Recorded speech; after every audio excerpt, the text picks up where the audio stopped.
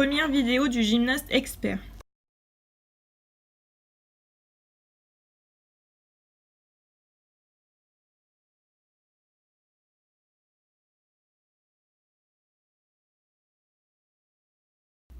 Deuxième vidéo de la gymnaste débutante.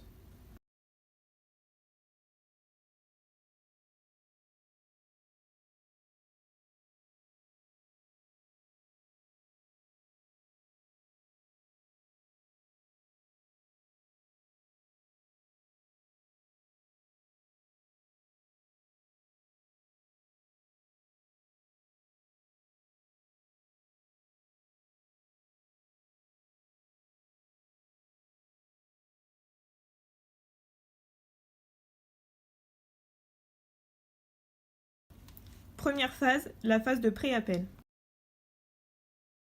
On peut observer sur la phase de pré-appel, en ce qui concerne l'expert, que ses bras sont ouverts pour préparer l'impulsion.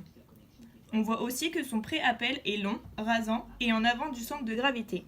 Enfin, ses épaules sont en arrière de ses appuis. En ce qui concerne le débutant, ses bras sont également ouverts.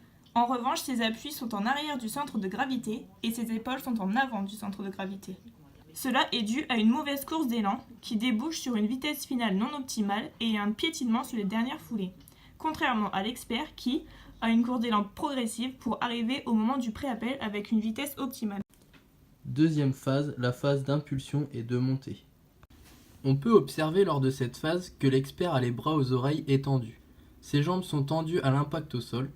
Dans la montée, son dos est arrondi avec les segments supérieurs formant un arc de cercle. Le regroupement du corps s'effectue progressivement. En effet, on peut observer l'angle tronc-jambe supérieur à celui du débutant. Tandis que le débutant a les bras écartés sur le côté, ses jambes sont fléchies avec le corps qui s'affaisse, ce qui empêchera une montée efficace. Son dos est très peu arrondi dû à un manque de hauteur, ce qui entraîne un regroupement très rapide après l'impulsion. Troisième phase, la phase de rotation. Lors de cette phase, on peut voir que le corps de l'expert est groupé, que son menton est collé à sa poitrine. De plus, il a le regard vers ses genoux, c'est-à-dire orienté vers l'intérieur. Ses bras sont fléchis et viennent attraper ses genoux. Pour le débutant, on voit que son corps ne se groupe pas.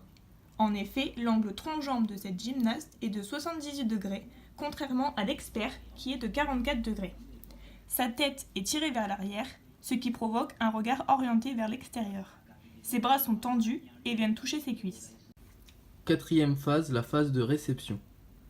On peut observer lors de cette phase que l'expert a une réception stable, les bras écartés et les jambes fléchies pour garder l'équilibre. Sa réception se termine debout. Tandis que le débutant arrive assis, son corps est projeté vers l'arrière dû à une rotation non finie.